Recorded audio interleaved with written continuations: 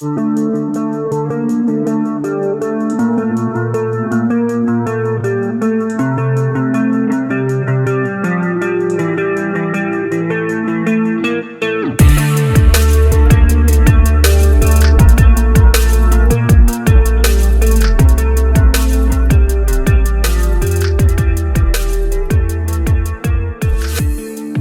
cukupkah kita di dalam menyambut kehadiran beliau ini hanya dengan sekedar bergembira? Tentu tidak.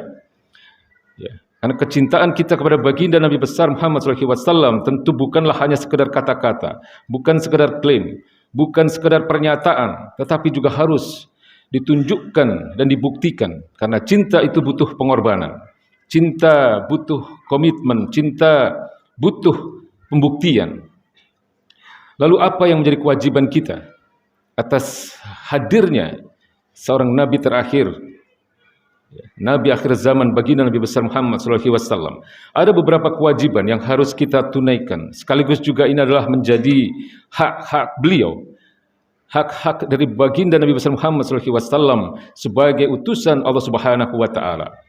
Hak beliau yang pertama, atau juga menjadi kewajiban kita yang paling mendasar atas kehadiran beliau di muka bumi ini adalah mengimani beliau, ya, sebagai nabi, sebagai utusan dari Allah Subhanahu wa Ta'ala, yaitu sekaligus juga sebagai seorang nabi penutup, nabi akhir zaman, nabi dengan membawa risalah terakhir dari Allah Subhanahu wa Ta'ala. Keimanan kita ini terhadap baginda Nabi besar Muhammad SAW adalah menjadi landasan kedua dalam beragama ini, setelah keimanan kita kepada Allah Subhanahu wa Ta'ala, sebagaimana kalimat yang ada dalam syahadat kita. Keimanan kita kepada baginda Nabi besar Muhammad SAW adalah sesuatu yang mutlak.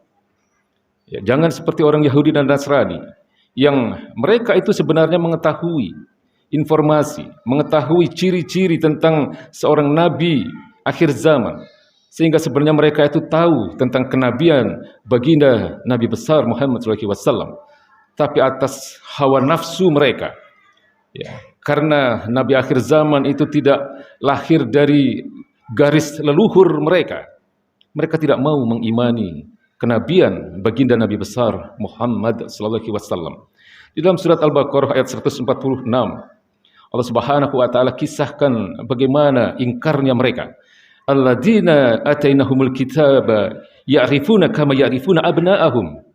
Mereka, orang-orang Yahudi dan Nasrani itu adalah orang-orang yang telah diberikan kitab oleh Allah Subhanahu wa Ta'ala, yaitu kitab Taurat dan kitab Injil. Sehingga berdasarkan kitab-kitab itu pula mereka sebenarnya tahu tentang informasi tentang kenabian seorang nabi akhir zaman, yaitu baginda Nabi besar Muhammad SAW, kama ya'rifuna abna'ahum, sebagaimana mereka mengetahui anak-anak mereka, sebagaimana mereka mengetahui ciri-ciri dan informasi tentang anak-anak mereka.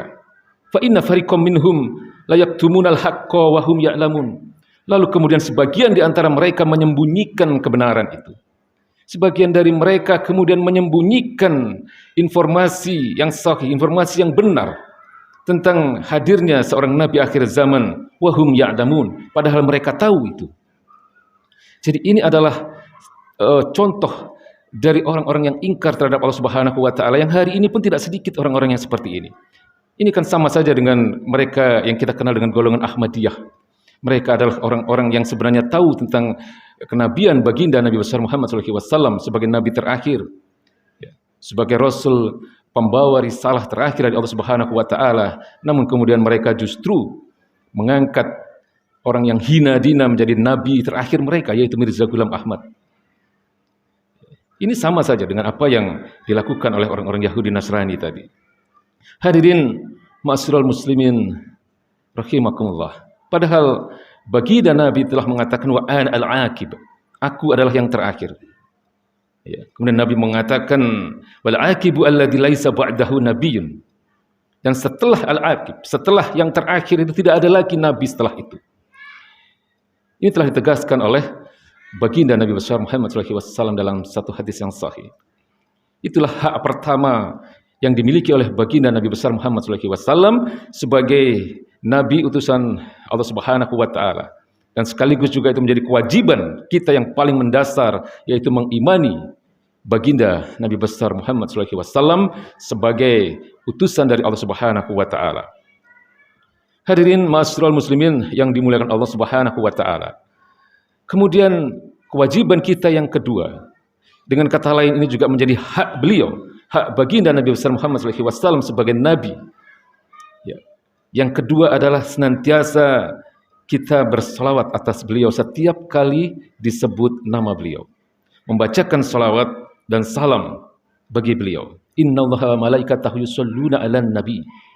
Bahkan sesungguhnya Allah dan para malaikat pun bersalawat untuk beliau. Kemudian Allah Subhanahu wa taala perintahkan kepada orang-orang beriman, alladzina ya ayyuhalladzina amanu shallu alaihi wasallimu taslima. Wahai orang-orang yang beriman, bersalawatlah kalian. Ya, kirimkanlah salawat dan salam untuk penghormatan kepada baginda Nabi besar Muhammad sallallahu alaihi wasallam. Salawat adalah satu ibadah yang pasti diterima oleh Allah Subhanahu wa taala. Setiap kali kita bersalawat, setiap kali kita mendoakan kebaikan untuk baginda Nabi besar Muhammad sallallahu alaihi wasallam, maka doa itu, salawat itu akan dikembalikan kepada kita dengan berlipat-lipat kali. Sementara ibadah-ibadah yang lain belum tentu diterima oleh Allah Subhanahu wa taala. Tetapi setiap kali kita bersalawat itu pasti diterima oleh Allah Subhanahu wa taala. Salawat adalah satu-satunya ibadah yang pasti diterima oleh Allah Subhanahu wa taala. Baginda Nabi pernah mengatakan, celakalah orang-orang yang setiap kali disebut namaku dan mereka tidak bersalawat untukku. Dan ini pun kemudian diaminkan oleh malaikat Jibril. Jadi bayangkan satu doa yang diucapkan oleh seorang manusia paling mulia di atas muka bumi ini kemudian diaminkan oleh malaikat yang paling mulia, yaitu malaikat Jibril alaihi salam. Jadi jangan kita menjadi orang-orang yang bakhil. Ya, jangan kita menjadi orang-orang yang kikir untuk bersolawat setiap kali disebutkan nama baginda Nabi besar Muhammad sallallahu alaihi wasallam. Hadirin masyarul muslimin yang dimuliakan Allah Subhanahu wa taala. Lalu kewajiban kita yang ketiga atas kenabian baginda Nabi besar Muhammad sallallahu alaihi wasallam, sekaligus juga ini menjadi hak baginda Nabi besar Muhammad sallallahu alaihi wasallam, adalah mencintai beliau melebihi kecintaan kita di atas segala apa yang kita miliki. Mencintai baginda Nabi besar Muhammad SAW melebihi kecintaan kita kepada orang tua kita, kepada anak kita, kepada istri kita, kepada harta kita, kepada seluruh apapun yang kita miliki.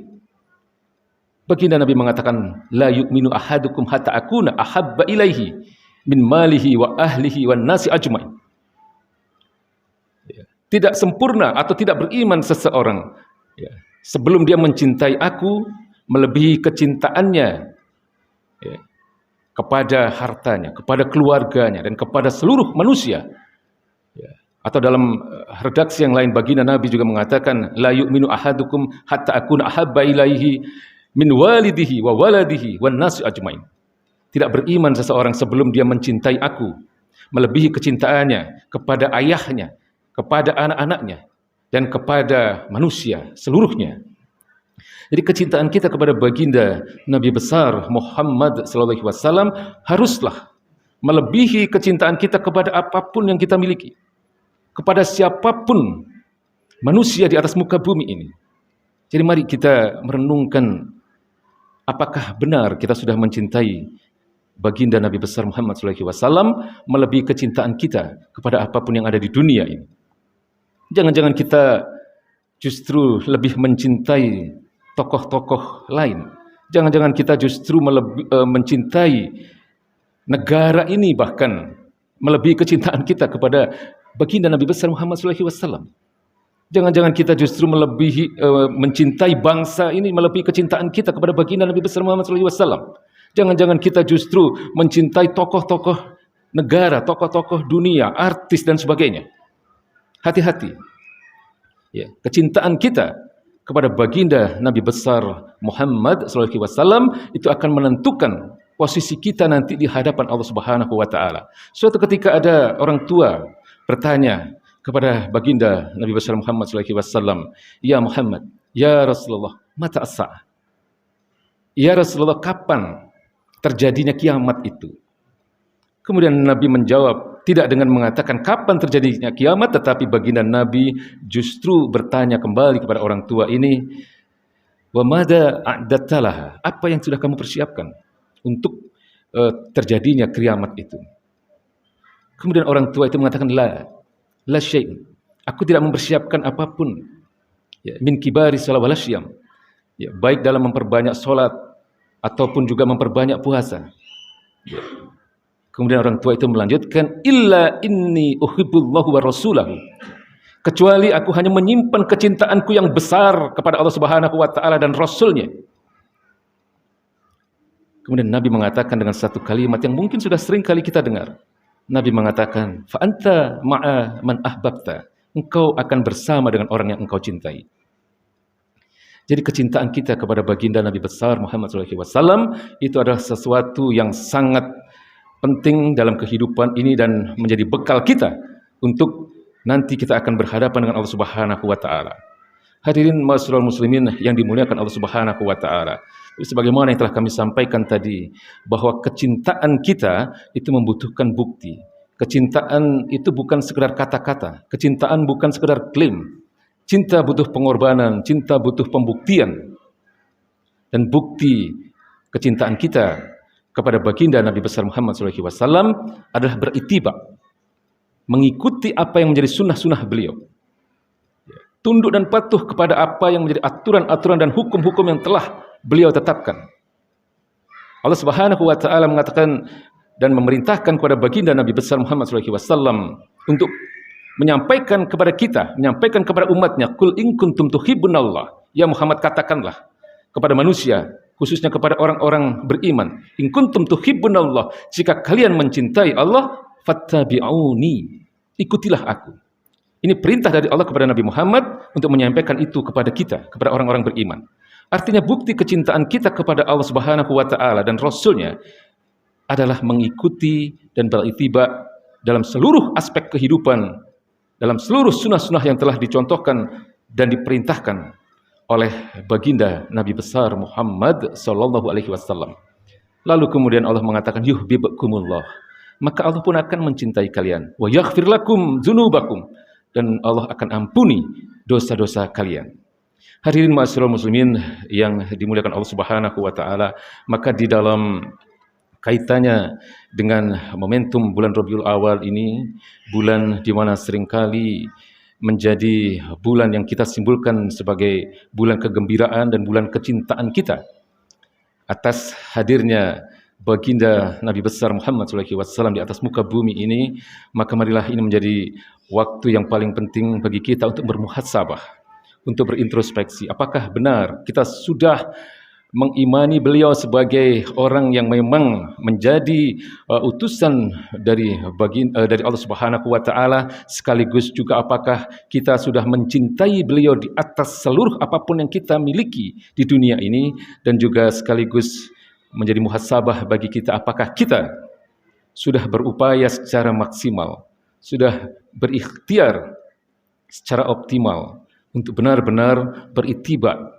kepada beliau, mengikuti sunnah-sunnah beliau, tunduk dan patuh kepada apapun yang menjadi aturan-aturan dan hukum-hukum yang telah beliau tetapkan. Inilah yang menjadi bukti kecintaan kita kepada baginda Nabi besar Muhammad SAW yang akan kita buktikan dan akan menjadi hujah kita di hadapan Allah Subhanahu wa taala. Barakallahu wa lakum fil Qur'anil azim wa nafa'ani wa iyyakum bima fihi minal ayati wa dzikril hakim. Innahu ta'ala jawadun karim. Fa'ufuruhum fastaghfiruhu innahu huwal ghafurur rahim.